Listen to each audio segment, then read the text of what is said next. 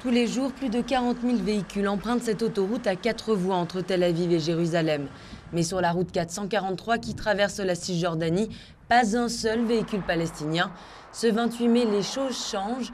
Les Palestiniens habitant les villages alentours pourront à nouveau utiliser la route de l'apartheid, comme ils l'appellent. Ils ont construit la route sur la terre des gens, sur la terre des paysans. Et on nous a interdit de l'emprunter. Cette décision n'aurait pas dû être prise. Disproportionnée et non autorisée, c'est bien ainsi que la Cour suprême israélienne a qualifié en décembre dernier cette interdiction mise en pratique par l'armée. Aux raisons de sécurité agitées par les militaires depuis la seconde intifada, les défenseurs des droits de l'homme qui ont mené la bataille juridique ont opposé la liberté de circulation garantie par la Constitution. L'argument a fait mouche auprès de la justice, même si l'armée s'est vue accorder un délai de 5 mois pour revoir son dispositif de sécurité.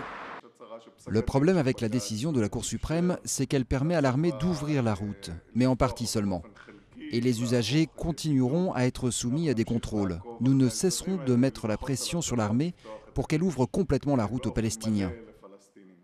Malgré la décision judiciaire, les murs, les clôtures et les barbelés continueront de longer les 15 km de la route en Cisjordanie. Les blocs de béton qui bloquent la voie au village, eux, seront retirés. Mais les habitants n'auront pas encore d'accès direct à Ramallah, le centre d'activité économique. Ici, à l'embranchement Ofer, l'armée construit un nouveau checkpoint. Bien entendu, il y a de l'inquiétude car il n'y a qu'une seule autre route entre Tel Aviv et Jérusalem. C'est pourquoi nous avions besoin que cette route reste ouverte. Oui, de manière générale, le terrorisme dans la région est en déclin. Mais autrefois, il y a eu des fusillades en voiture et des tirs de sniper. Si les Israéliens sont inquiets pour leur sécurité, les quelques 35 000 Palestiniens habitant les villages le long de la route respirent un peu.